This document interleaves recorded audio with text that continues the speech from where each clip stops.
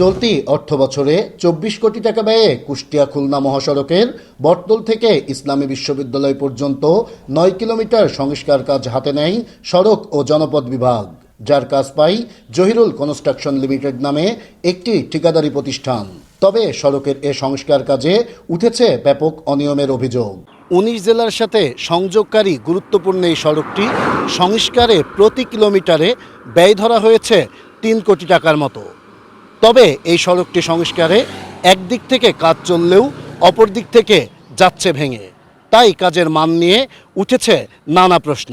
১০ metre দৈর্ঘ্যের এ সড়কটির কোথাও কাজ করা হচ্ছে ৭ মিটার, আবার কোথাও তার চেয়েও কম। সড়কের কাজে ব্যবহার করা হচ্ছে নিম্নমানের বিটুমিন সহ উপকরণ সামগ্রী। ফলে কাজ শেষ হওয়ার আগেই দেখা দিয়েছে ফাটল, পায়ের ঘষাতেই উঠে যাচ্ছে পিচ ও পাথর। রাস্তা দুই সাইড দিয়ে রেখে যাচ্ছে, মাছ দিয়ে অল্প একটু করে যাচ্ছে, তাতে রাস্তা বেশি দিন টেকবে না। এখনই দেখেন উঠে যাচ্ছে, জায়গায় জায়গায় উঠে যাচ্ছে। যখন ঘন বৃষ্টি হবে তখন কিন্তু এই রাস্তাটা পুরাটাই উঠে যাবে।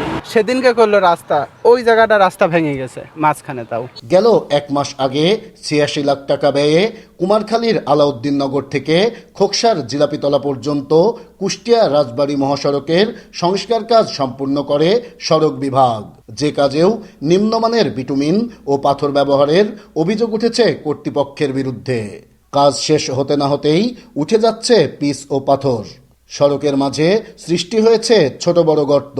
জনগণের টাকাই তো এরা লুটপাট করি কাজ না করে খেয়া চলে যাচ্ছে। মাস খালি 20 দিন হয়েছে, ঈদের আগে হয়েছে, 20 দিন আগে হয়েছে, করার পরে উপরে খালি পিচ ঢালে পিচ দিয়ে চলে গেছে, আর কোনো কাজ করে না এরা। মাঠ পর্যায়ে দেশ টিভির অনুসন্ধানে সড়ক সংস্কারে অনিয়মের প্রমাণ মিললেও দায়সারা বক্তব্য ঠিকাদারি প্রতিষ্ঠান ও সড়ক বিভাগের। যেখানে 7.3 ধরা, সেখানে তখন যদি 10.3 তার ঠিকাদার করবে না, ডিপার্টমেন্টও করাই নিতে পারবে না।